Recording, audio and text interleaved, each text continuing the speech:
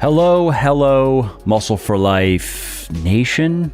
No, I hate that analogy. Too cheesy. Fellow fitness person. Hello, fellow fitness person. I'm Mike Matthews, and this is a new episode of the Muscle for Life podcast. And this one is going to answer a question that I am getting a lot lately, and that is, how do I get back into my normal training? And some people asking this have not been doing much of anything in the way of training for the last couple of months, while others have been doing home workouts. I would say most people asking don't have much in the way of equipment, so they've been doing a lot of bodyweight stuff and maybe some bands and maybe some dumbbells. And if there are dumbbells, it's usually lighter dumbbells. Most people I've been speaking with don't have full dumbbell sets, whether adjustable or regular. And so then what many of these people want to know is, can they just get back to their normal training regardless of what they've been doing or not doing in the last couple of months? Should they just jump right back into whatever they were doing before? And the answer is no, unless you have a proper gym setup, unless you have home gym privilege. And if you do, you're a terrible person.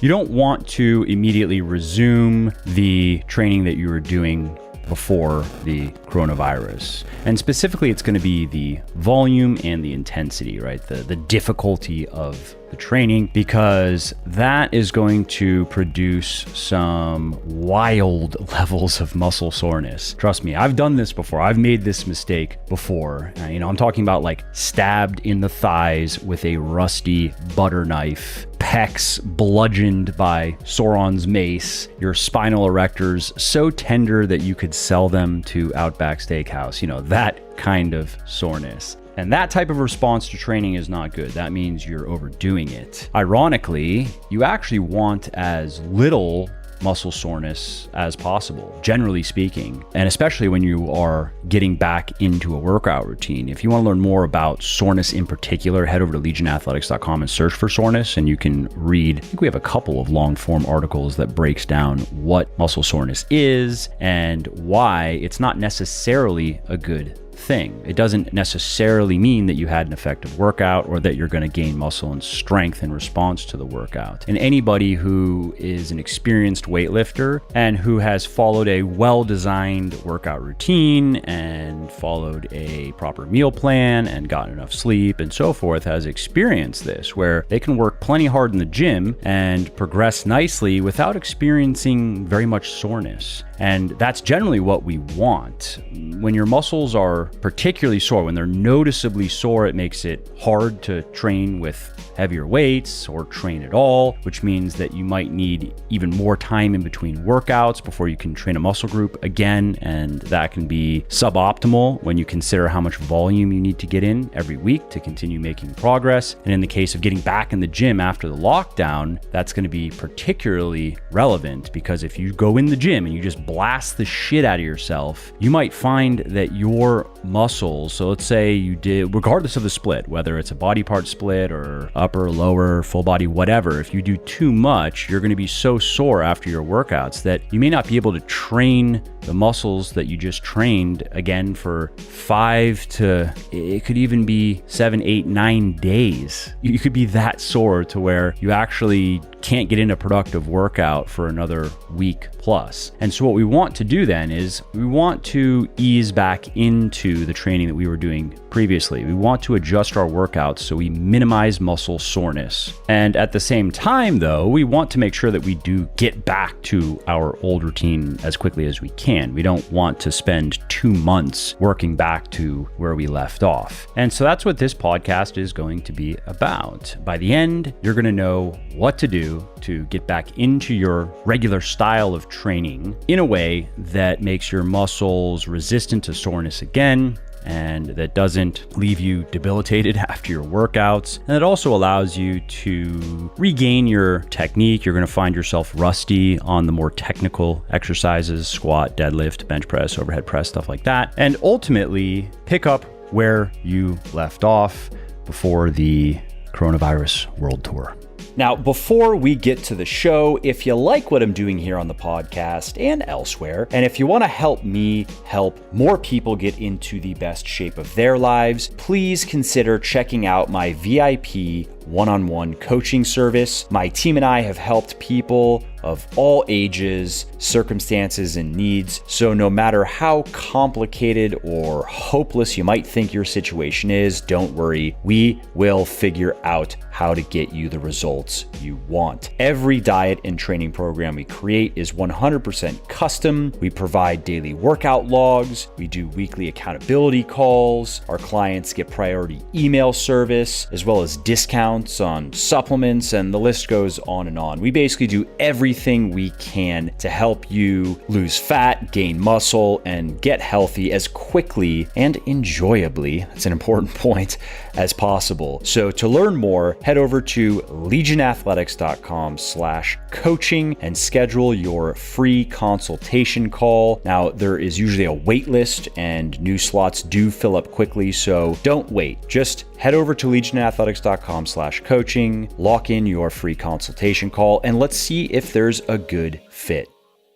All right, let's kick this off with a quick discussion of whether you should go to the gym right when it opens back up, because that's also something I've been getting asked about. And my position is, if you have tested positive for COVID-19 or think that you have it, then you don't want to be exercising probably at all for at least 10 days while you see how your body responds to the illness. And most people will have mild or no symptoms, but that's the safe and the smart choice. And then after that, if you've had it, then you want to make sure that you rest for at least another week or two, even if your symptoms are gone, because it's best to ensure that you are fully recovered and you're not going to spread it around the gym. All right, what if you don't have it and you don't want to get it? What then? Should you go? Well, I would say it's up to you. You should look at the risks objectively and decide if you're willing to take those risks to start training again. And what I'm talking about specifically is, for instance, according to recent CDC data, the death rate among confirmed cases is 0.26%. And according to other data, 46% of the deaths here in the United States have been in nursing homes. So we're talking about old people, and often old people with other health conditions.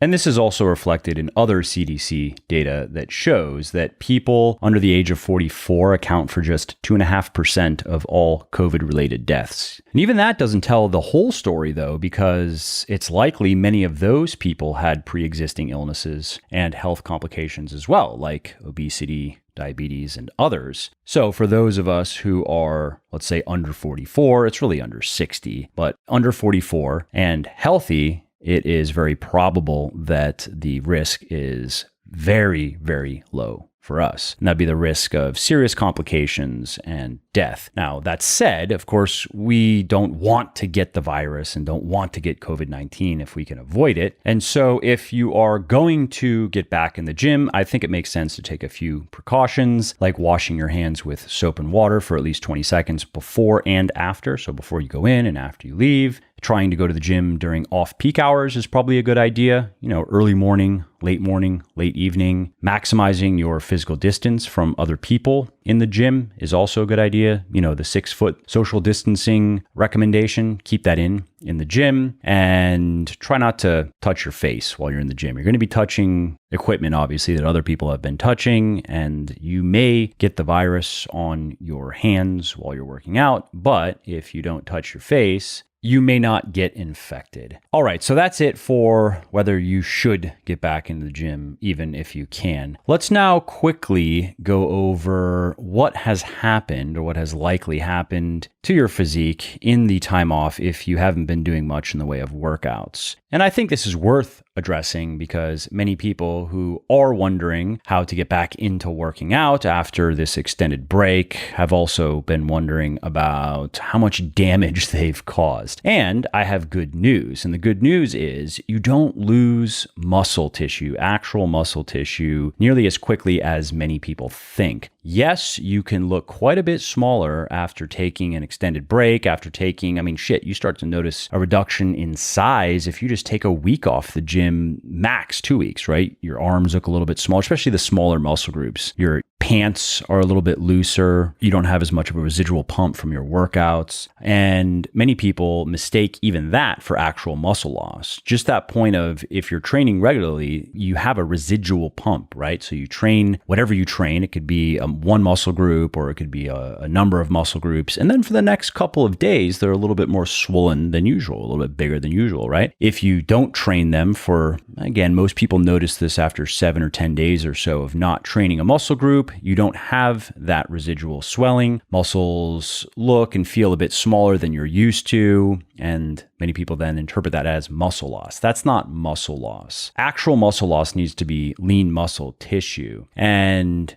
that is worth highlighting because lean muscle tissue is different. When I'm saying lean muscle tissue, I mean muscle fibers, not necessarily the fluid that is stored in muscles, right? So you have water and you have glycogen. You're going to lose a bit of that if you're not training. As time goes on, your muscles are going to shrink then because of the lack of the residual pump, and they're going to be carrying around less water and less glycogen, which if you were to get a DEXA scan, for example, would register as lean mass lost. It would register as muscle lost. But that's not exactly what you were thinking of, right? When you're thinking of losing muscle, because when you get back into training, your muscles will quickly store more water again, more glycogen again, and that would register as lean mass gained. So really what we want to look at is actual muscle fibers, because those are what are going to drive our workouts and get us back to where we left off. And the good news is, as I mentioned a few minutes ago, your body holds on to muscle remarkably well, even if you're not training, and therefore holds on to strength well too, because most of your strength comes from your muscle mass. A bit of it comes from technique and even your mindset, but most of it comes from the muscle that you have. So if you are holding on to most of the muscle you have, you are also holding on to most of the strength potential you have. You could look at it that way, right? Because your skill can degrade. And if you haven't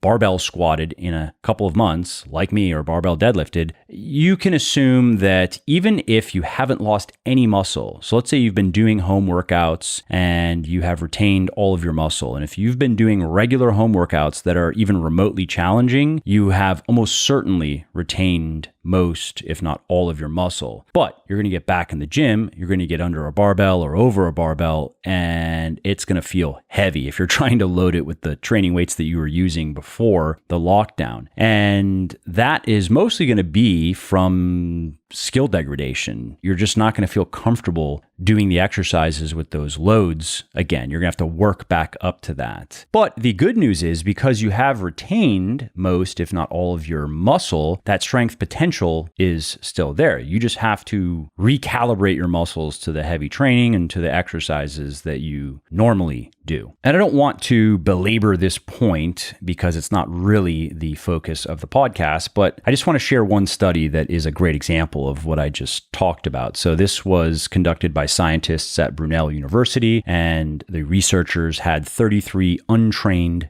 young men and women lift weights for 10 weeks and then stop exercising for 3 months. And the researchers measured the people's leg muscle size and strength at various points throughout the study before they started, after 5 weeks of training, after 10 weeks of training, and then after 3 months of no training, no weightlifting and no formal exercise whatsoever. And the result was, although the participants did lose some strength and some muscle, but not as much as you might think. So after 3 months of no training, what the scientists found is the participants' leg muscles were on average about the same size as they were after 5 weeks of training. So what that means then is they lost about 5 weeks of size gains by taking a 3-month break. And remember that the reduction in muscle size was not solely due to actual muscle tissue that was lost. A fair amount of that is going to be due to no residual pump, no residual swelling, and less water and glycogen stored in the muscles. Similar results were seen in another study that was conducted by scientists at Ohio University. And this one had 6 young untrained women lift weights for 20 weeks and then stop lifting for 30 weeks and then start lifting again for 6 weeks. And what they found is after 20 weeks of lifting, the women improved their strength by about 67%. And then after 30 weeks of no lifting, their strength went down by about 13%. And that's 13% relative to where they were after their 20 weeks of weightlifting. And then after their 6-week return to weightlifting, their strength shot up by about 40%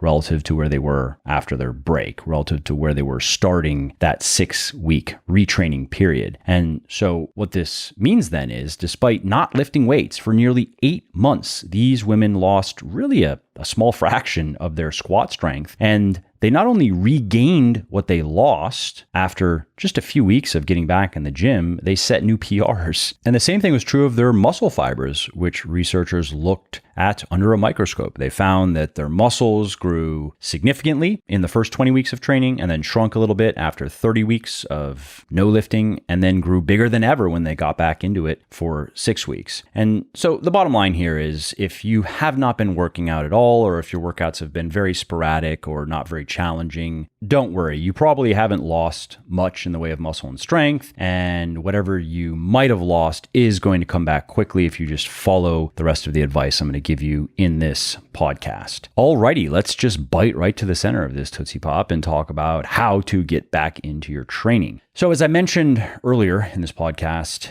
you might want to just jump back into your old routine, but that's probably a bad idea, because unless you've been doing it at home, in which case you're probably not listening to this podcast, your muscles are going to be much more sensitive to the training, and that comes with some pros and cons. So on one hand, you will be able to quickly gain back any muscle and strength that you might have lost, but on the other hand, it means that your muscles are going to be far more susceptible to muscle damage than they were before the lockdown began, and you're going to get a lot more sore from your training. And you're probably going to find this to be true even if you have been doing home workouts, but you don't have a much of a setup. So if you've been doing a lot of bodyweight stuff, even some band work, and if you've been doing dumbbell work with heavy dumbbells, you might be okay. And if you've been training more or less the same way as you normally would, but with dumbbells instead of a barbell and machines, you might be okay. But again, if that's the case, you're probably not listening to this podcast. If you do have dumbbells, they're probably not very heavy, and you've mostly just been doing very high rep stuff, which again is great for maintaining muscle and maintaining a fair amount of your strength. But if you're going to go from that style of training back to the heavier barbell-centric, compound exercise-centric training,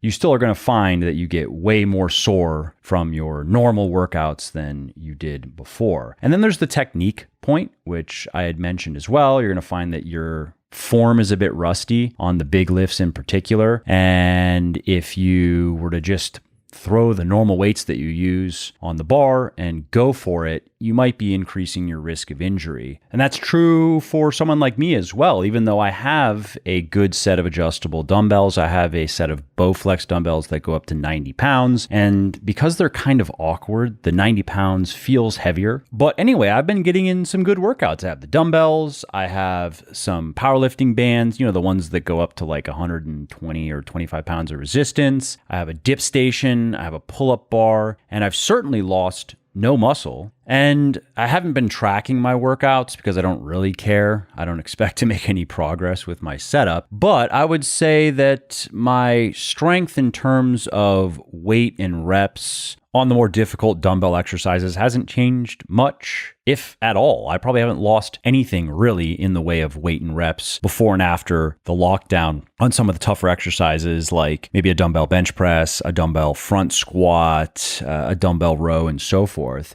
However, it would be a mistake to think that because I've lost no muscle and probably no strength, I can just go right back to my pre-coronavirus training weights on the barbell exercises. My skill is not going to be there. My technique is not going to be as good. Just like how my golf swing has degraded over the last couple of months, so has my squat, bench, deadlift, and overhead press. And so I will be practicing what I preach and doing exactly what I'm going to share with you in this podcast. And what it boils down to really is gradually reintroducing our muscles to proper strength training, right? To heavy weights, to compound exercises, and then also working on improving our technique and getting proper form grooved back in. And it'll only take a few weeks of this kind of training to then safely and productively transition fully back into your previous routine. And specifically, I have a few guidelines for you to follow in your training. So let's start with the first one, and that is to use 50 to 80% of your 1 rep max for your compound exercises. Now, thanks to a phenomenon known as the repeated bout effect, your muscles become significantly more resistant to damage from strength training after just a few workouts. That's how quickly they adapt. And this is why you got so sore when you started lifting, like when you were brand new, but then stopped getting sore, or your soreness levels went way down after just a few weeks of training. Now,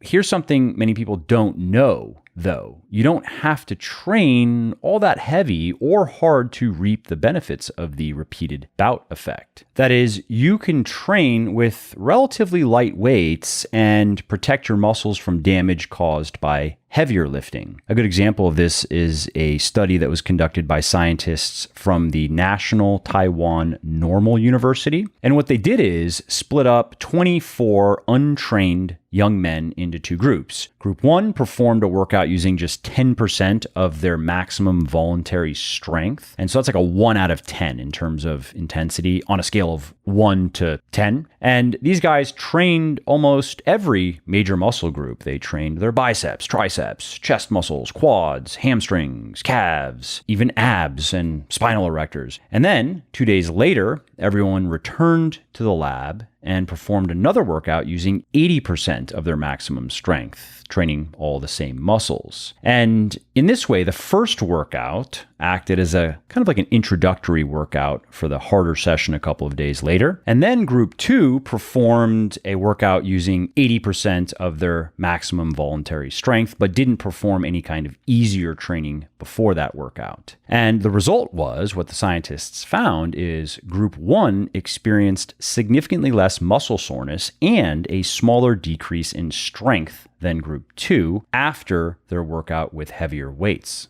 And what's also kind of cool is the participants in the first group didn't experience a significant increase in muscle soreness or a decrease in strength after the lighter introductory workout. And so then by performing that easy workout with the light weights, they were able to protect their muscles from muscle damage from the heavier weights, which was just a couple of days later. And so in a sense, their muscles, quote unquote, overreacted to the easy workout and then became much more resistant to the muscle damage and the soreness that's caused by a difficult workout with heavy weights. Now, why am I talking about this study? How does this apply to you? Well, I am recommending that you use lighter weights for your first few weeks when you're back in the gym, because it'll cause very little muscle damage, it'll cause very little muscle soreness, and will greatly reduce the amount of damage and soreness that you're going to experience when you get back to your heavier weights that you're used to using. How light should the weights be, though? Well, the participants in the study that we just discussed were untrained, so their body was much more sensitive to muscle damage than someone who is an experienced weightlifter, probably like you, and even someone who is an experienced weightlifter who has taken a couple of months off. If that's you, you are still going to be more resistant to muscle damage and to soreness than someone who has never lifted weights before and is getting into it for the first time. And especially if you've been doing some home workouts. Again, even if they're not the most effective home workouts and you haven't been perfect with compliance, you will be able to start with more difficult workouts than the 10% of maximum strength that was used in that study. So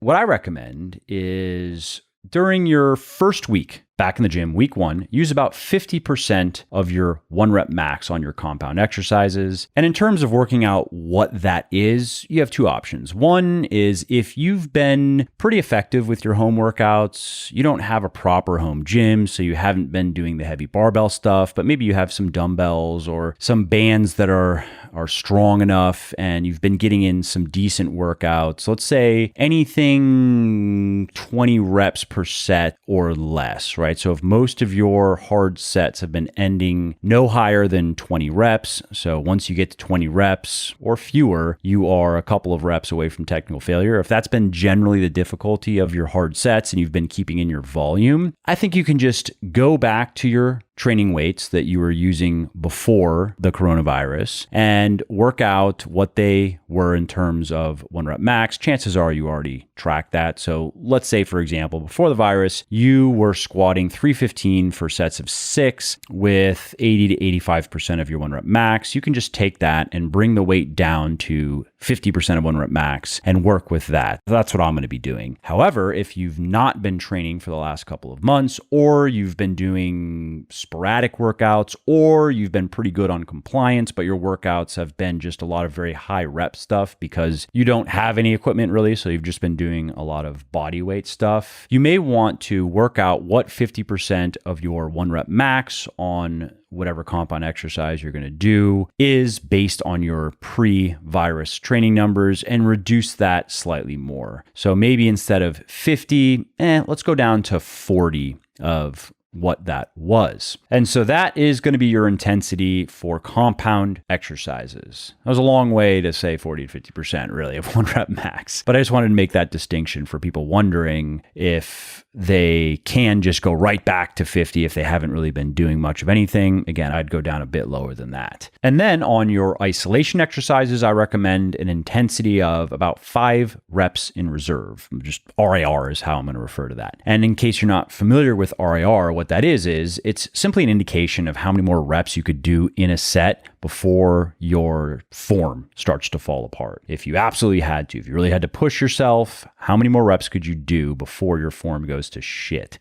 And if you're like most weightlifters, this is how you naturally talk about your sets, right? You might say, oh, that was a real grinder. I had maybe 1 rep left before it was going to go to shit. And so an RIR of 5 then, and this is what I want you to do with your isolation exercises, means that you're going to end your sets at the point where you feel you could get about 5 more reps again before it gets really hard and your form is going to look bad. And in terms of figuring that out, it may take a little bit of trial and error, but what you can do is you can look back at your training logs before the virus. And if you're like me and like most people listening to this podcast who are into weightlifting, you are probably used to ending your sets with 1 or 2 reps in reserve, meaning that let's say you're doing a set of barbell curls, you're probably ending it at the point where you could do 1 more good rep before you really have to start swinging the barbell around or using your elbows to lift it up, right? Maybe 2 reps left. That's probably what you're used to doing. So what I want you to do now is to turn that into 5 reps. And a good rule of thumb for doing that is for every 10-pound reduction on an exercise, 10 pounds total. So if we're talking about a barbell exercise, that'd be 5 on either side. If we're talking about dumbbell, it's 5-pound reduction per dumbbell. You can expect to gain about 2 reps. And so if you're used to ending your isolation exercises with 1 or 2 reps left in the tank, we want to add 4 to that basically. If we want to gain 4 reps, then we want to drop the weight by about 20 pounds total. And if you haven't been training at all, it might need to be a little bit more. You could start there and see how it goes, but you might need to reduce the weight a little bit more. And that's a key point I want to highlight here is to get to this 5 RIR for week 1, I want you to reduce the weight you're using on your isolation exercises. I don't want you to go back to the same weights you were using and do just 1, 2, or maybe 3 reps. Reduce the weight so you can get a fair number of reps. You're probably going to get anywhere from 6 to 8 reps, who knows, maybe even 10 reps, but the sets are going to be a lot easier. And so that's week 1, 40 to 50% of 1RM on the compounds, and we'll talk about reps in a minute, and 5 RIR on the isolation exercises. And then what I want you to do is to increase the load on the compounds 15 to maybe 20% going into week 2. So this would be somewhere around, let's say you started with 50% of 1 rep max. Now you're at about 60% of 1 rep max, again, working with your pre-virus numbers. And then bump up your isolation exercise exercises by 5 pounds where possible and 10 pounds where you can't go up by 5. So going up by 5 pounds will probably reduce your RIR by about 1. Going up by 10 pounds should reduce it by about 2. And then in the following week, on week 3, I want you to use about 15% more weight on your compound exercises. So bumping up your compounds to around 70, maybe 75% of 1 rep max, again, using your pre-corona numbers, and making the same increase on your isolation exercises, going up by just 5 pounds total where possible, and where not possible, go up by 10 pounds. And if you're going up by 5, again, you'll be around probably 3 RAR. And if we're going up by 10, you're going to be back to probably about 1 RAR. So this should be more or less what you were doing before the virus on your isolation exercises. And then on the 4th and final week for your compound exercises, let's get you up to 80% of your 1 rep max, of your current 1 rep max. We can just go with current numbers now because you're going to be back in the groove. Your technique will have come back and a fair amount of your strength will have already come back. And so you can use your training numbers just in the week prior. You can use your 70% of 1 rep max numbers to now figure out where are you at actually with your strength. And let's put 80% of your current strength on the bar and let's train there. Again, we'll talk about how many reps to do per set in a minute. And then on your isolation exercises, if you're not already back to 1 RAR, let's get you back there. So if you're at 3 or 2 is fine, I suppose. If you're not back to 1 or 2, let's get you there. So if you're still at 3 or 4 because you've gained back a fair amount of muscle and strength already, then let's bump that weight up. Again, for every 10 pounds that you take from an exercise, you gain about 2 reps. And then as a corollary, for every 10 pounds that you add to an exercise, you can expect to lose 2 reps. So if you're around 3 RAR, maybe even 4, then let's go up by 10 pounds total on your isolation exercise, or at least the ones where you're at 3 or 4 RAR. And you might want to only go up by 5 pounds on some exercises, and on others, you might not need to go up at all because you're back to 1 RAR. Hey, before we continue, if you like what I'm doing here on the podcast and elsewhere, and if you want to help me help more people get into the best shape of their lives, please consider checking out my VIP one-on-one coaching service.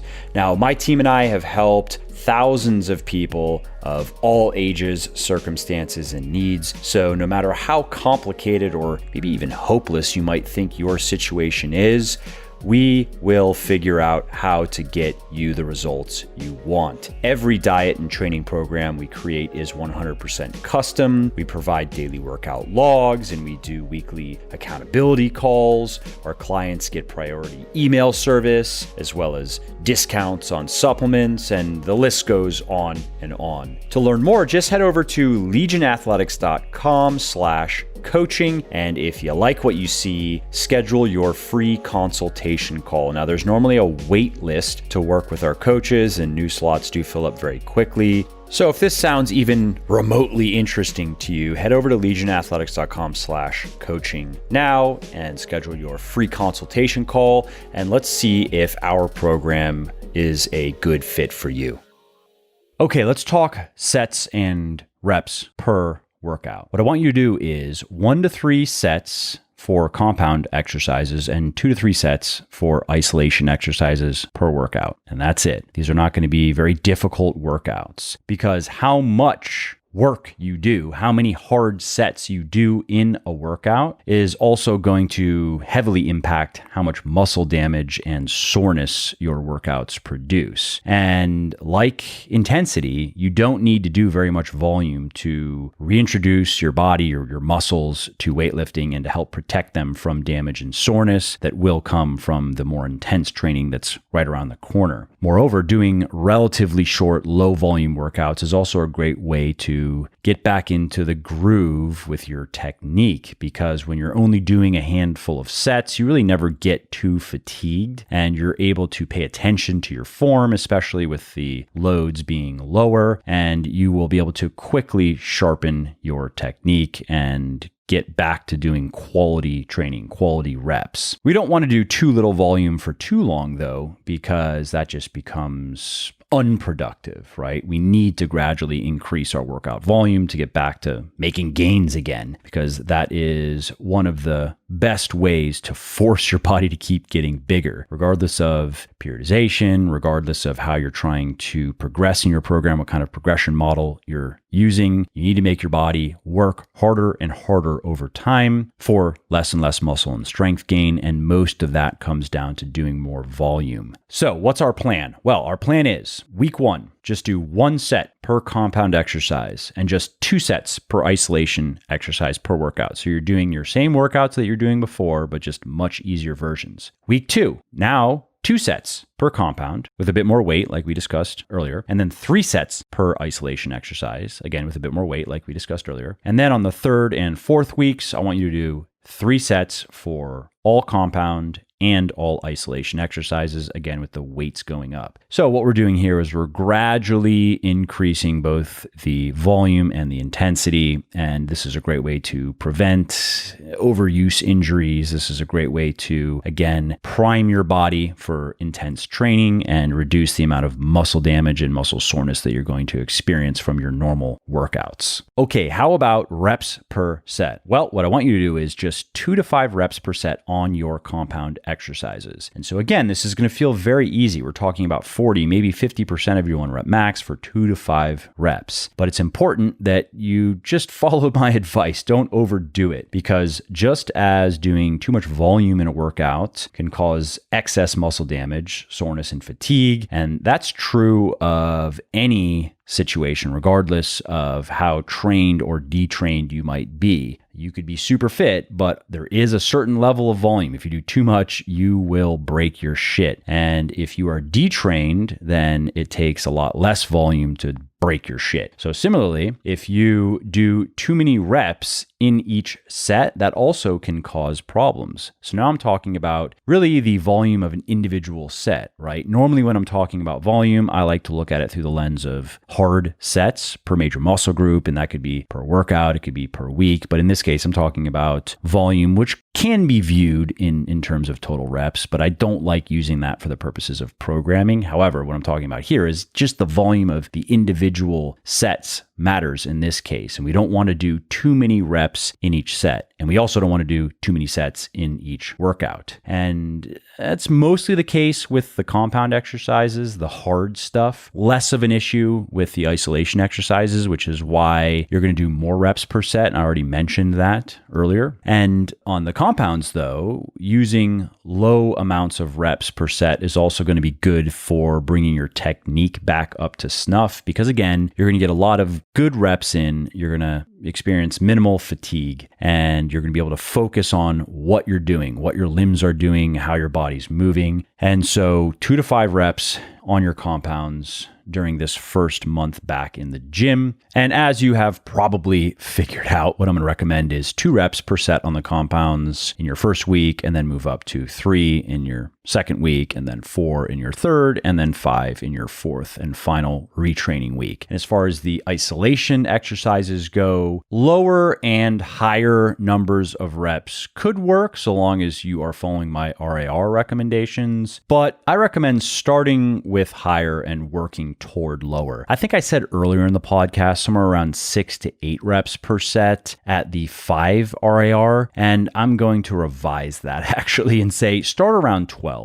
So figure out what weight you can use on your isolation exercises that allows you to get 12 reps with 5 still in reserve. And again, that might take a little bit of trial and error, but you should be able to figure it out just looking back at your previous training, and especially if you've been keeping up any sort of home workout routine and seeing what you were using previously. Assume that you were ending most hard sets with 1 or 2 reps still in the tank, and then adjusting accordingly. So dropping again somewhere around 20, maybe even as much as 30 pounds off the exercise will put you at about 5 RIR. But you also have to look at how many reps you were doing with that weight previously. So let's say you were using 100 pounds on whatever exercise, and you were getting 8 reps with an RIR of 1 or 2. All right, you reduce that by 20 pounds, you go down to 80 pounds. And at that time, what that would allow you to do then is to do sets of 8 reps with about 5 reps in reserve. Okay, so now we are closer to where we need to be, but not there yet, because week 1, I want you doing 12 reps, 5 RIR. And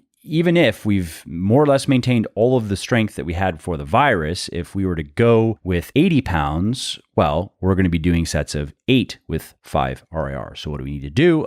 We need to gain 4 reps. How do we do that? We drop 20 more pounds from the exercise. We go down to 60 pounds, which should allow us now to get about 12 reps with 5 still in reserve. And I understand that might sound kind of complicated, but it's not. You actually can do it on the fly. All you need to do is take whatever exercise that you're going to do, look at your pre-virus training weights and reps, and then first, again, we can assume that if you're into lifting, you were taking your hard sets pretty close to technical failure. You were probably around 1 or 2 RIR. So immediately we know that we need to gain 4 reps right away, basically. So we can drop off 20 pounds to do that. All right, we know we got to do that. So no matter what, you're going to be using at least 20 pounds less than you were using before the lockdown. Now we need to get up to 12 reps. And again, to do that, all we need to do is take 10 pounds off the exercise for every 2 reps that we need to gain. So if we were looking at, let's say, dumbbell curls for 6 reps, we go, all right, we need to gain 6 reps. We have to turn this into dumbbell curls for 12 reps. How are we going to do that? We just need to drop 30 pounds. Every 10 pounds gives us about 2 reps. And as far as progression goes on your isolation exercises, again, we can just keep it simple. Just increase the weight on those exercises by 5 to 10 pounds each week. 5 pounds if you can, 10 pounds if you can't, go up by 5. So then by the end of week 4, you're back to using some heavier weights. All right, one other tip here in laying out your training, and that is to squat and bench twice per week, even if you don't normally do that, and deadlift and military press just once per week. And the reason for this is just to get back technique. Frequency is very good for that. Frequency doesn't much impact muscle gain per se. It's more just a way to get in enough volume. But when we have allowed our skill to degrade in something, whether it is swinging a golf club or swimming technique or squatting, frequent practice is better than infrequent practice for getting our skills back to where they were, right? And so then bench and squat twice per week, deadlift and military press just once per week. And the reason for the 1 deadlift per week is it's not very technically demanding. It's the least technically demanding between the major lifts, and it also tends to cause more muscle damage, soreness, and fatigue than the other lifts, and that's what we're trying to minimize. And as for the military press at just once per week, it doesn't allow you to move as much weight as the bench press, and it's not as important to most people. So that's why I think it makes sense to squat and bench twice per week. They are more technically demanding than the deadlift and more important in the scheme of things than the military press. And it'll help you, again, get your technique back to where it needs to be to get back to your normal higher intensity training. And so why don't we just quickly recap everything that we've talked about here. So we have a 4-week retraining program, and I want you to use 50 to 80% of 1RM on your compounds. I want you to do 1 to 3 sets per compound exercise and 2 to 3 sets per isolation exercise per workout, 2 to 5 reps per set on your compounds, and 12 to 6 reps per set on your isolations, depending on where you're at in the retraining phase.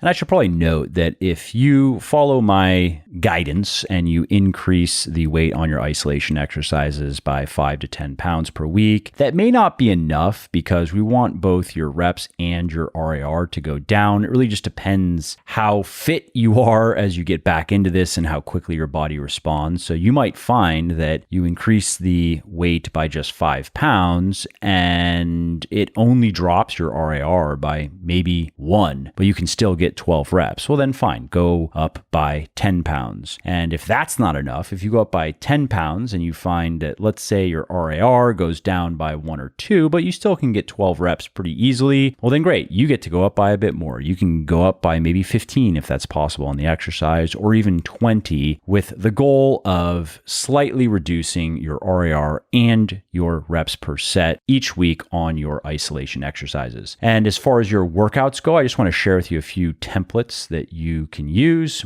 Here's a 5-day template. Workout 1 could be the barbell bench press and the barbell squat and the triceps press down. Workout 2 could be the barbell deadlift, the lat pull down, and the barbell curl. Workout 3 could be the military press, the dumbbell side raise, and the dumbbell rear lateral raise. Workout 4 could be the barbell bench press, incline barbell bench press, and triceps push down. And workout 5 could be the barbell squat, the hamstring curl, lying, seated, whatever you want. I prefer lying, and the barbell curl. All right, now let's do 4 days a week. Workout 1, barbell bench press, barbell squat, triceps press down. Workout 2, barbell deadlift, lat pull down, barbell curl. Workout 3, military press, incline barbell bench press, dumbbell side raise. Workout 4, barbell squat, barbell bench press, barbell curl. And lastly, a 3-day program. Workout 1, barbell bench press, barbell squat, triceps press down. Workout 2, barbell deadlift, military press, barbell curl. Workout 3, barbell squat, barbell bench press, and lat pull down. And as usual, you want to do your warm-ups, right? Do your little warm-up sets. And there are many ways to do that, but an easy way is to do 10 reps with about half of your hard set weight. Whatever your training weight is going to be, do a set with about half of that for 10 and rest for a minute, and then do 10 reps with the same amount of weight, just a little bit faster. And then for your final warm-up set, do 4 reps with about 70% of your hard set weight, rest a minute, maybe 2 minutes, and then you're ready to go. And make sure you also are resting enough in between sets, even if they feel easy. Still get in that 2 to 4 minutes of rest. You could do 2 minutes in your first week if everything feels very easy. And then as the workouts get a little bit harder on your compounds, you may want to rest 3 minutes, and that's fine, or maybe even 4 minutes. Just make sure to take rests as needed. And then, of course, after this 4 weeks of retraining, you should be ready to resume whatever you were doing before the beer virus upended everything.